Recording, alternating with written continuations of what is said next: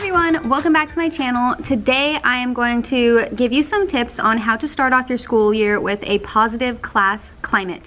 So I know that when you start off the school year, a lot of teachers actually get nervous too. So you expect your students to get nervous, but teachers get nervous too. So I'm at a continuation school, so I actually am on a quarter system. So I have 4 times as many first days of school than a normal traditional high school teacher would, because every single quarter I have new students. So we have 4 quarters in the year, so I have 4 chances for that first day of school and the first week of school.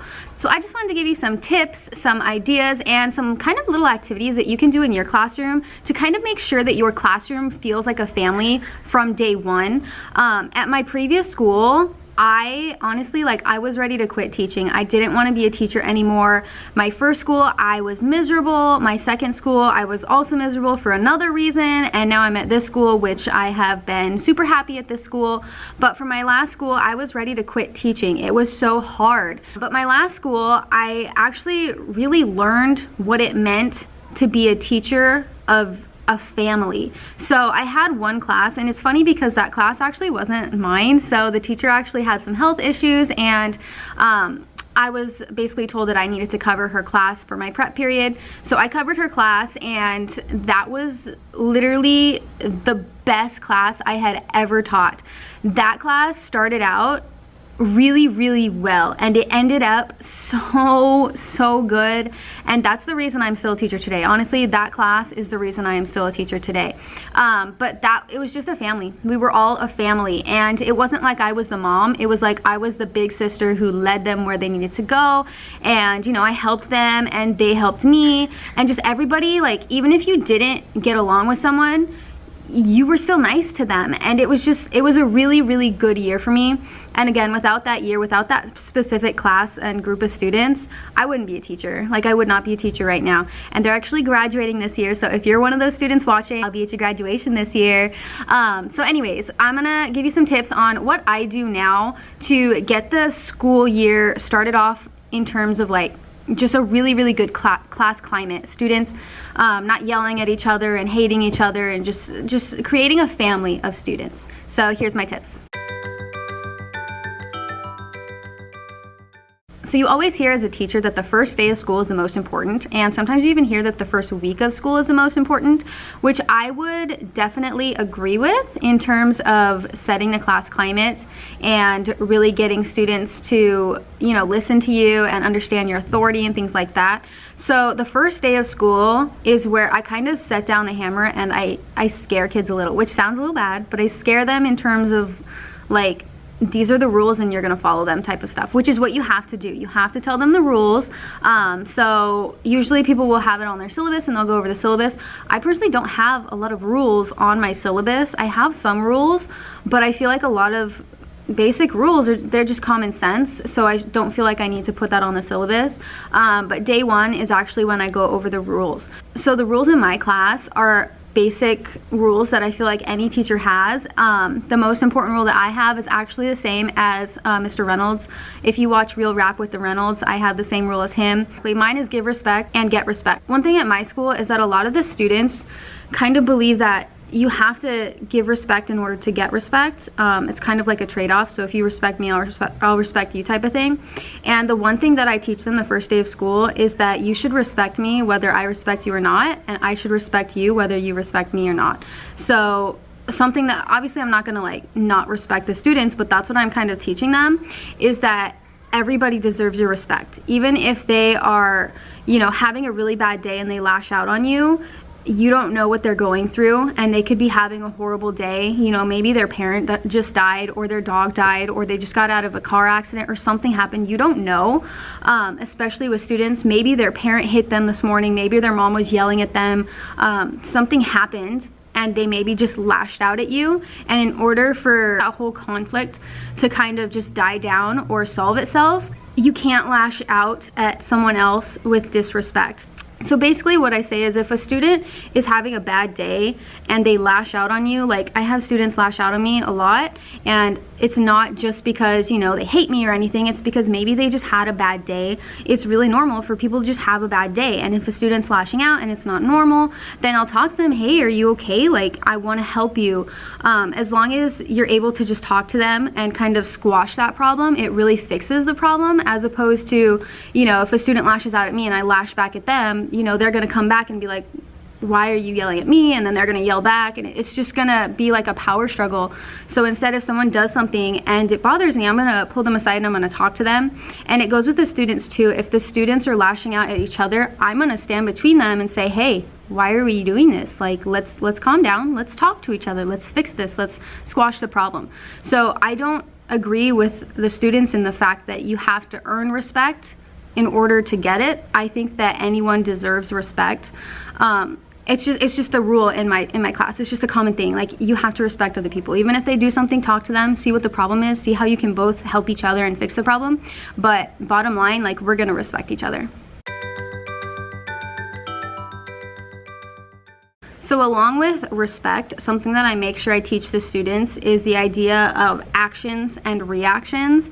So if someone were to do something really bad, like cuss at another student, you won't get in trouble unless you react to that. So if one student is mad at another student and this one's cussing at this one, or this one's, let's just say, fighting, let's say this one comes after this one, if you, this person, responds negatively or reacts negatively, you're gonna get in trouble. But if you don't respond or react negatively, you're not gonna get in trouble. It's just gonna be this person. So I make sure that the students know that, like, although someone else may be acting out or having a problem or doing something they aren't supposed to be doing, they're acting a certain way. So depending on how you react, that's gonna affect you. So I make sure the students know that. I make sure they know that I know kids like maybe don't take it seriously, but I am a teacher. Although I look young, I don't look like I can help you. I can help you. Like, if a student's having a problem and they're coming after you, like, come tell me. I can help you. Like, we have security here. We have our principal. We have our vice principal. We have our counselor who works admin too. So I have a lot of ways to help you. So if you come tell me so I know what's going on, I can help you out of whatever situation it is. And that makes sure that you aren't going to get in trouble too. Because if you go after that student back, well, now you're in trouble too. So I always tell them every action has a reaction. So if you do something, the other person may react poorly. So you got to just make sure you don't react poorly, you know, like make sure that your actions are okay, and make sure if you have to react, whatever you're doing to react is going to, you know, make sure that you're not going to be put in any like muddy waters either. So a really good way to introduce the idea of respect and actions and reactions isn't just to like talk to them and like tell them as a class, like as a whole, because usually the first day of school is when students are kind of getting the idea of who their teachers are, and they're really bored because the first day, like every single teacher is going over their syllabus. They're just sitting there all day in every class, sitting there listening to rules, and chances are all the teachers have the same rules and they're just bored out of their minds. So I actually don't do the syllabus until the third or fourth day of the first week. So like I say, I like to do the rules first on the first day. Listen, I'm not just going to be talking and they're just going to be listening because they're bored. I know that. Instead, I like to do a circle. So I would get all of the chairs and I would put them in a circle. And from there, the students would basically be kind of voicing their opinion. So I may ask a question or say something, and then it'll go around the circle what every student's opinion is. And not every student has to participate. I don't suggest you make every student participate, just because there are students who like will not, especially on the first day. Like, you don't want to have that like tension there. But just encourage them, you know. It's really good to get their ideas out first. So I would say something along the lines that you have to give respect in order to get respect. And then it would go around the circle. Students would kind of agree or disagree, and they would tell you why. And then it'll come back to you. So when it comes back to you, that's the time where you're just going to give your opinions and your ideas and say, well, I disagree, that you don't have to earn somebody's respect. I think it should be given because everyone's going through something, and it's always better to be nice to someone and take care of someone that you don't know than it is to wait for them to earn that from you. So that right there is a whole nother thing that kids can think about and come up with their own ideas, so it can go back around the circle again to get them to understand, you know, why do some people think that you have to earn respect and some people think that it should be given, and are there limits on that? Should the teacher or a parent get more respect versus someone who's not a teacher or parent? That's just something to think about and go through the circle. Okay, so day one, you're going over the rules and you're doing a circle so that everyone can kind of get the idea of what the rules are, why we have those rules, whether you agree, whether you disagree, why, and let's talk about it. So this can also bring up the idea in the circle about empathy and how you should feel not only sympathy, empathy for anybody. Just talk about that in your circle so that kids can kind of change their perspective. If someone is coming at them very strong or angry, they can change their perspective to try and understand, you know, why are they doing that, and understand that, you know, people aren't just always out to get them. It just really helps your class climate kind of come together, helps your class come together and start that little family. Day two for me is when I get students to kind of get to know each other and understand that there are a lot of people like them and a lot of people who've been through the things that they've been through. So I actually do an activity called Over the Line. If you have seen, what's that movie? Freedom Riders, they actually do that in that video. So apparently it's based on a true story, but how I do it is I put a piece of tape down the classroom and everybody starts on one side and they have to cross the line if whatever I say pertains to them. So I actually have a list of all these different things that I'll ask, and some of them are very shallow questions like, I am a senior, so if you're a senior, cross the line. So they'll cross over the tape and they'll turn around and face everyone else. So they can see who's on their side, who they have things in common with, and who's on the other side who maybe isn't a senior, who they don't have things in common with. And if it's something that's a little more deep, which I do get into deeper questions kind of at the end, people can look and see like, wow, there's a lot of people on my side. I have this in common with a lot of people. And then the people on the other side who haven't been through that thing or whatever it is, they can see like, wow, those are the kids that, you know, I need to be more careful with in terms of what I say and in how I treat them and things like that. A little more understanding. So it really gets students to understand the situations of other students. And I think it's really important for kids to know, like, there's other people in the class that have been through the same things that they have, and there's other people in the class that have so much in common with them, so that the first week of school they can automatically see that, and they can automatically like pinpoint who maybe they have so much in common with that they become friends, who they feel comfortable talking to, and things like that. I personally, as the teacher, will also join, so I will move from the line from each side, depending on my answer as well. The trick for this is that it has to be silent. So if you are crossing the line, you aren't saying anything, you're not laughing, you're not, you know, opening up when you feel, you don't have to feel like you have to open up and talk about it. You're just kind of moving on to the other side silently, and you're looking around just to see who has what in common with you. So that one's called Over the Line. There's actually a lot of topics that are available online. So if you just Google Over the Line topics, there will be a lot of different lists that come out, and you could just copy from theirs. And as the teacher, if you don't participate, that's fine too. I think you should, just so the students can see what they have in common with you if you don't know them. But you're gonna basically have a piece of paper in front of you that you're reading off of. I personally don't use a paper, I use my laptop, so I'm holding my laptop as I go and I'm scrolling down. That way I can highlight the ones that I already did and then reuse it every single period. But that's something that I really suggest to you, is playing that game. Definitely start with shallow questions. So start off with, you're a senior, cross the line. If you have a job, cross the line. If you have a baby brother or sister, cross the line. And then kind of work your way into more like deep questions, and questions that maybe students would feel uncomfortable answering.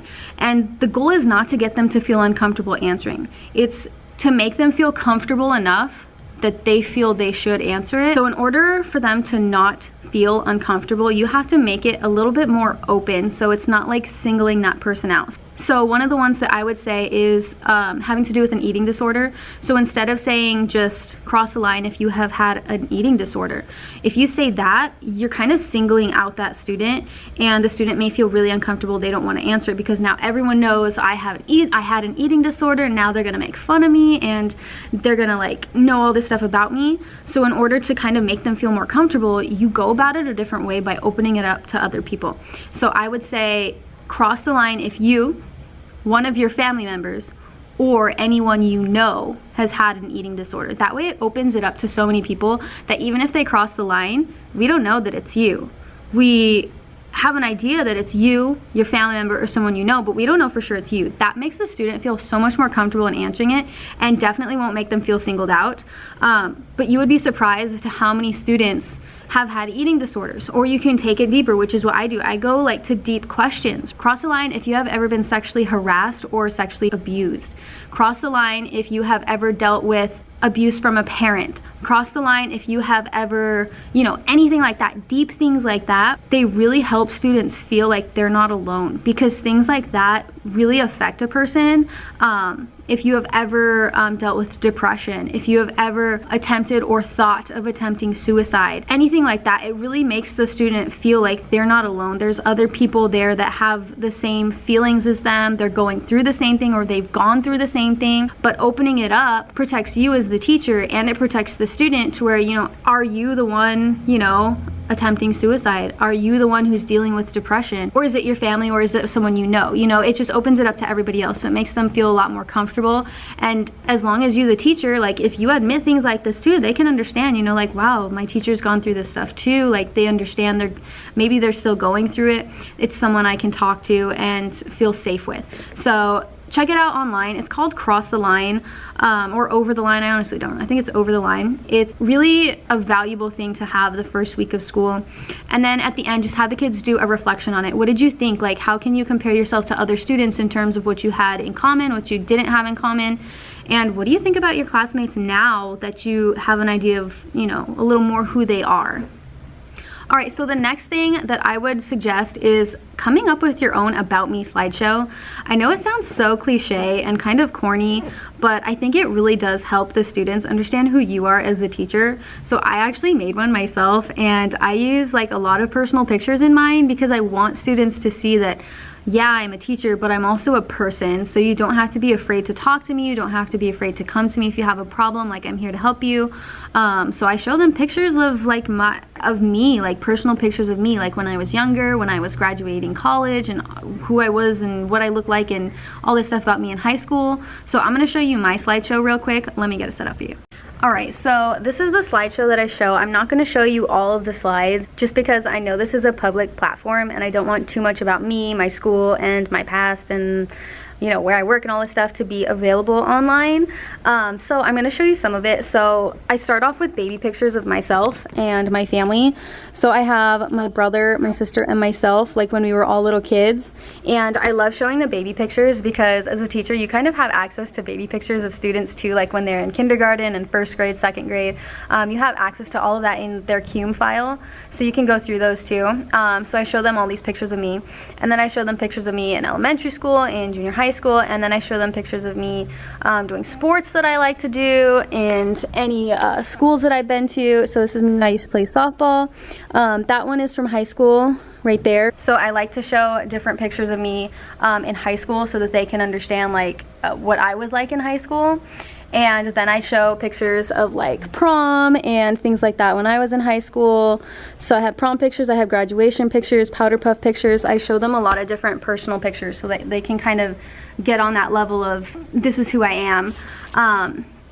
And then I have pictures of like my first job. So my first job was at Build-A-Bear, and these are just pictures that I had from when I did used to work there. So like our Christmas party and just a lot of different shenanigans that went on there, just sitting in boxes and stuff.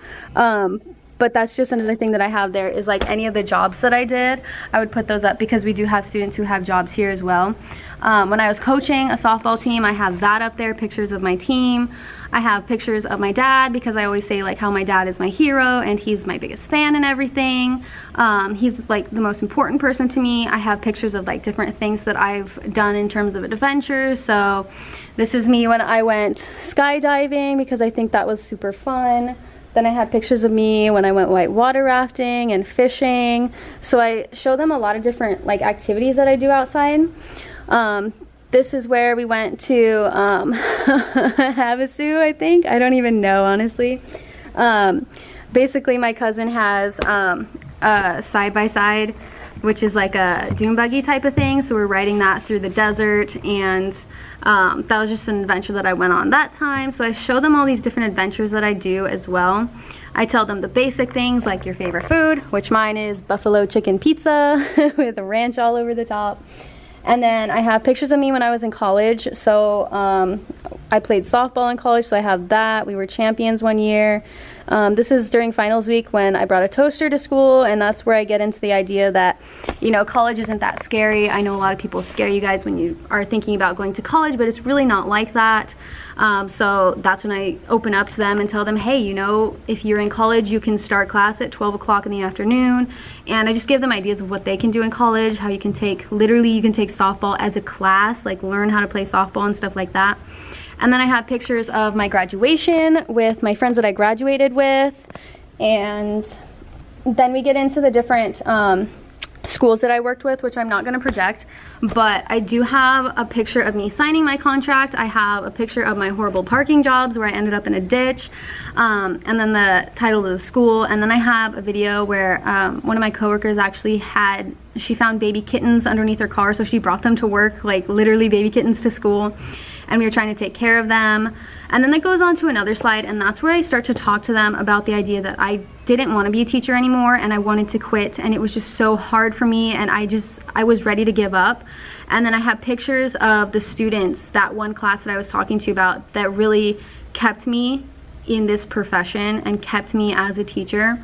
I love those kids. Like, they have really helped me so much through that year that without them I wouldn't be a teacher. I would not be a teacher right now, and I wouldn't be here telling you and giving you tips like how to start with a good positive climate.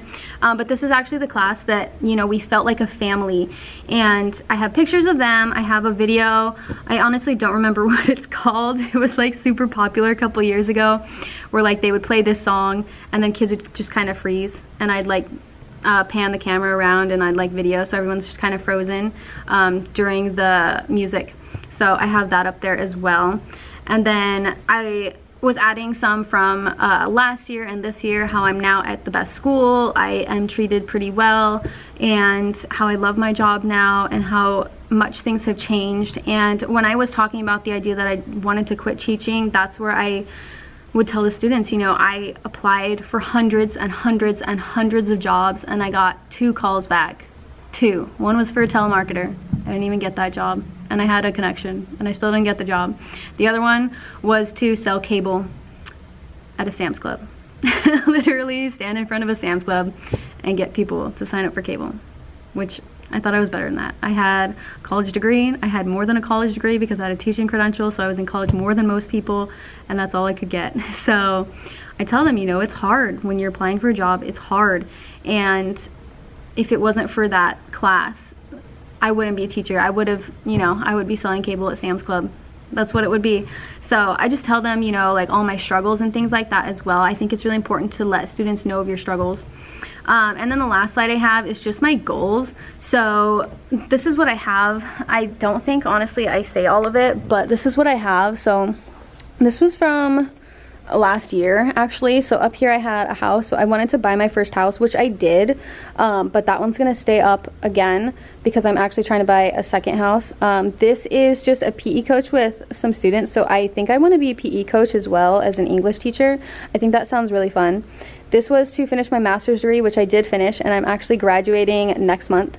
This is just a puppy because I love that little puppy and I want to have a puppy of my own. And sometimes I put this YouTube button here just because I feel like I want to tell students that I have a YouTube, but I'm also scared to, because you as a teacher will not get every student to like you. Like, you won't. And I just don't want students to go onto my channel and cause problems for me. So that's my worry. Sometimes I'll put it depending on like the students. If I know all the students, because we are at a quarter system, I know a lot of the students already. If I know them all and they have an idea that I do, because in my ASB class, the students all know because I have them in the videos. I have them sign release forms and I have them in videos sometimes. But other classes I won't put it on there just because if I don't know the students, I don't want to like put myself out there too quickly or at all. Honestly, depends. It just depends on the classes. But yeah, so I have a future thing in there, like future goals, and I have the students do that too. So that is my idea, is to do an about me presentation, and then as the week goes on and their first assignment comes up, their first assignment for me is to make their own, and they're going to present it to the class. And I know students get really scared, like maybe like a few students won't even do it, like they'll do it but they won't present. That's fine. Honestly, it's just to get students to know each other and find like, oh, you seem cool, that's cool. And this really ties into what we do the next day. So now that the kids have an idea of who I am, I want to make sure that the students have an idea of who they are, who each other is, so they can kind of get an idea like, hey, these are my classmates and they're pretty cool, or we have things in common. So that's when we move on to our next activity. All right, so the next day is when the students actually create their own get to know me presentation. So they have to do a slideshow. They have to have 10 slides, and each slide has to have photos of them or things that, you know, are about whatever they're talking about. So if they don't have photos of them, they automatically lose points, because you have to have photos of who you are, so we know like your face. Even though you're up here presenting, we want to see like, you know, what was your life like before you came into this class? What do you do outside of class? So they have to have photos of themselves. They will present them, so students will come up and they'll present, and that's just a way for them to get you know, all their interests and everything about them out to the other students. And after the cross the line game or over the line game, people already thought like, oh, I have things in common with them. So that was just to see what you have in common. So now this time is to show like, what are your interests? What do you like? Like, tell me all the things you like to do, what you do outside of school, anything like that. So if someone sees like, oh, I have something in common with them, I want to be their friend. Well, now they're going to come up, they're going to present who they are, and then they can see, oh, we do have a lot in common. They seem really cool. So they can be friends like that.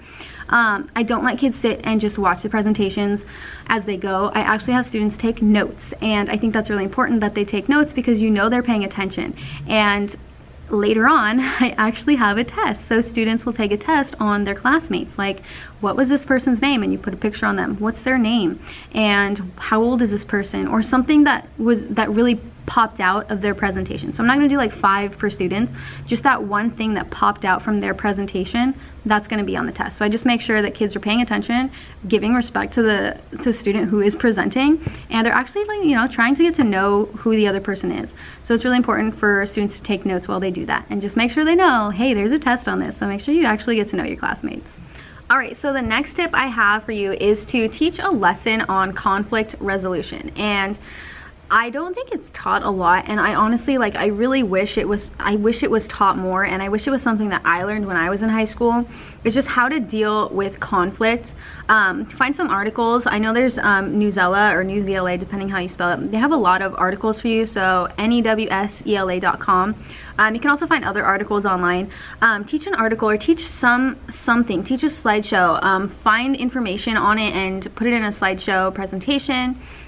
Just find a way to teach conflict resolution.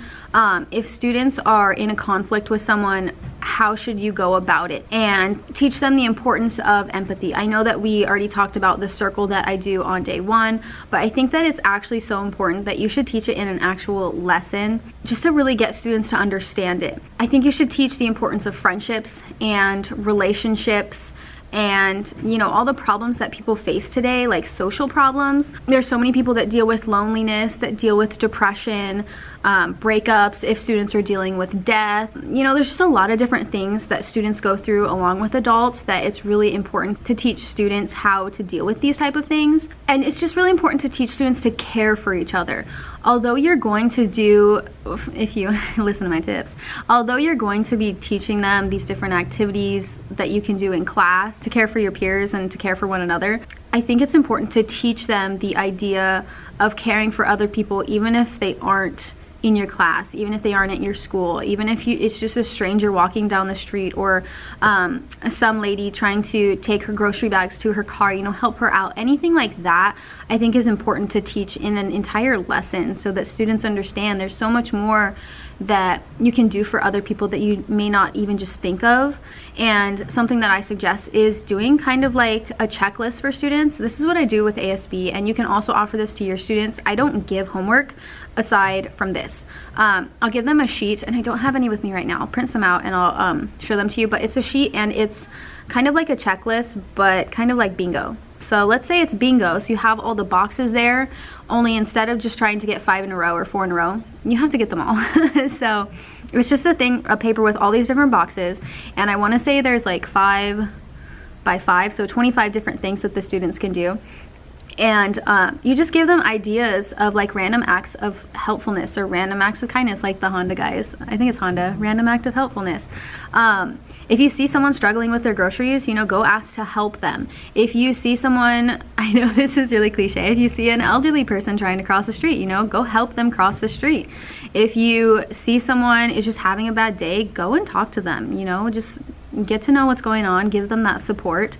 If you see that, you know, everyone seems fine, well, maybe grab that few like pennies or nickels or dimes in your pocket and put them on top of the vending machine or anything like that. You know, just random acts of kindness go a long way. And to teach students that, you know, how important it is, it really brings not just the students together, but literally it brings the society together.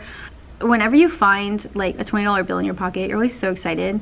Even if it's your own $20 bill that you lost, you're like, ah, 20 bucks. So if you take like a pocket full of change and drop them in the sandbox for little kids, those kids are so excited they found 2 pennies, you know, they feel rich because they're little kids.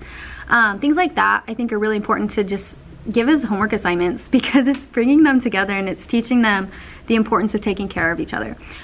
So definitely teach them how to care for each other and how to just, you know, make somebody's day. So I don't have the paper, but it's just literally a piece of paper with 25 boxes, 5 by 5, and in each box there's a random act of kindness that they can do. And then once they're done, and they have to have proof, which is kind of like counterintuitive, because the kids have to prove that they did it, which, whatever. Just put a video camera down, show that you put all the coins in the sandbox, and then bring it to me so that it's proof that I see you did it, and I'll stamp that, and then you'll get points for that for your homework. So definitely try that out. I think it's a really awesome idea.